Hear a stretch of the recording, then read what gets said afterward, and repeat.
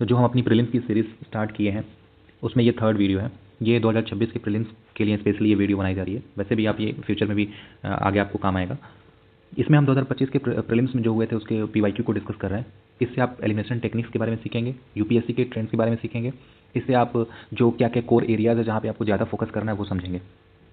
तो मैं पहले बताऊंगा आपको कि पहले ही मैं इन्फॉर्म करता हूँ कि आपको एलिमिनेशन तभी लगाना जब आपका कोर एरिया तैयार हो। आपका बेसिक स्टैटिक्स जो है वो जीएस जैसे history, polity, geography, economy, environment, इनके बेसिक्स आपको रटे होने चाहिए, ये तैयार होने चाहिए, तभी आप एलिमिनेशन टेक्निक्स सीख सकते हैं।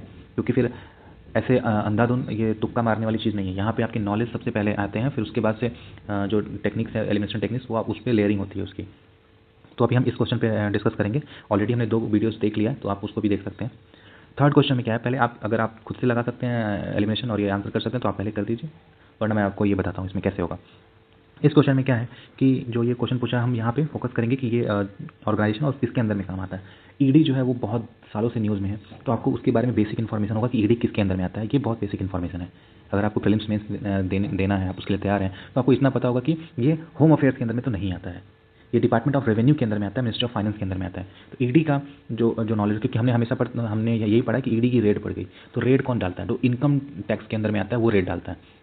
तो ये इनकम टैक्स से रिलेटेड है, मतलब कि फाइनेंस से रिलेटेड है, तो ये फाइनेंस मिनिस्ट्री के अंदर में आता है, होम अफेयर्स के अंदर में नहीं आता है। तो ये पहला गलत हो गया। जब एक गलत हो गया तो आपका ये ऑल 3 वाला आप एलिमिनेट कर देंगे।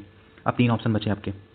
जब आपका यहाँ पे रेवेन्यू इंटेलिजेंट डिपार्टमेंट है तो रेवेन्यू से रिलेटेड मैटर है तो फाइनेंस से ही देखेगा, मिनिस्टर ऑफ फाइनेंस ही देखेगा, तो ये आपका सही है।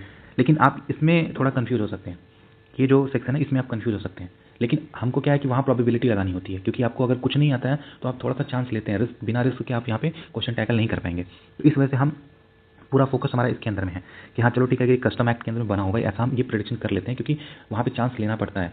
तो ये हम इसको सही मानते हैं। अगर हम इसको सही मानते हैं तो फिर जो नेक्स्ट ऑप्शन है इसमें भी आप अगर देखेंगे तो अगर हम यहाँ पे अगर इस पर होल्ड करें तो जो इसका एक्सप्लेनेशन है वहाँ भी आपका टैक्स इवेडर्स के बारे में दिया है, यानी टैक्स से रिलेटेड मैटर है, तो वो भी डिपार्टमेंट ऑफ रेवेन्यू के अंदर में, फाइनेंस के अंदर में ही आएगा, क्योंकि टैक्स रिलेटेड मैटर है।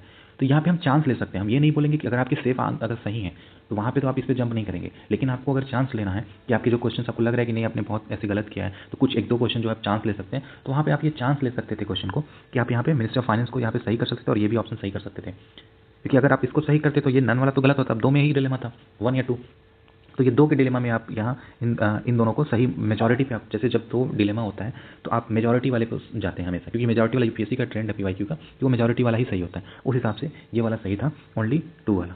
तो ये हम बोलते, ये चांस लेने की एक रिस्क लेने की ये चीज़ें हैं कि आप यहाँ पे रिस्क ले सकते थे। यहाँ पे अगर आपका नॉलेज अगर है तो फिर वेल एंड गुड, अगर चांस ले सकते हैं तो ये आप थोड़ा सा एलिमिनेशन लगा सकते थे।